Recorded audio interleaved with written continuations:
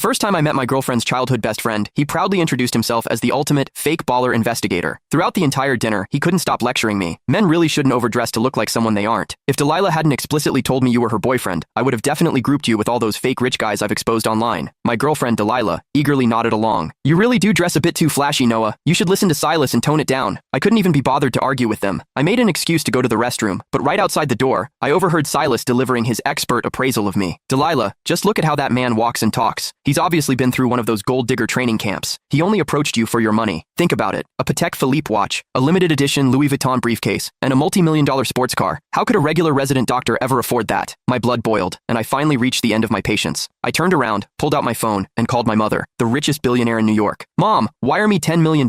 I'm going to buy out a certain fake baller agency and teach this guy that wealthy women can actually have sons. As I hung up the phone, Silas's confident voice drifted out from the private dining room. Delilah was looking at him, nodding with absolute trust. I really wanted to see how Silas planned to test a real heir like me. When I pushed the door open, Silas was holding my Louis Vuitton briefcase, inspecting the lock and the leather from every angle with a condescending smirk. I'm telling you, young guys like you really shouldn't get caught up in comparing yourselves to others. The first step to becoming a fake baller is trying too hard to package yourself. This bag of yours is a rental, right? I almost laughed out loud. When Silas saw I wasn't speaking, he assumed he had hit a nerve.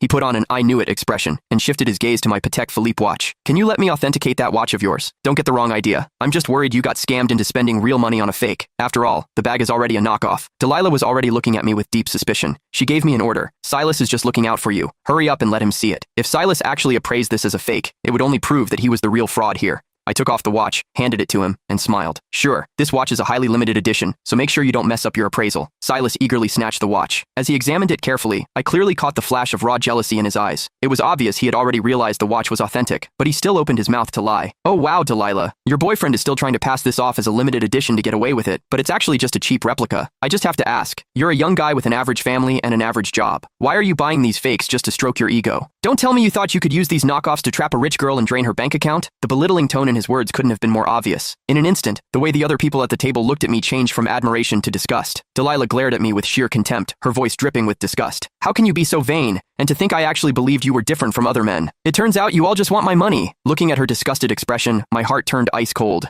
I used to think Delilah was just easily influenced, but that she at least had basic judgment. After all, we had been together for almost a year. Shouldn't she know what kind of person I am by now? I frowned, matching her dissatisfaction. Delilah, who is actually your boyfriend here? You just blindly believe a single word he says? Since that's how it is, I don't see any point in finishing this dinner. I stood up, grabbed my bag, and prepared to leave. Silas gave a fake plastic smile and chimed in again. Why are you in such a hurry to leave? Did the rental time on that sports car downstairs run out? Are you using this as an excuse to go return it? I was completely out of patience. I turned and demanded an answer. What makes you think my car is a rental? Silas patted Delilah's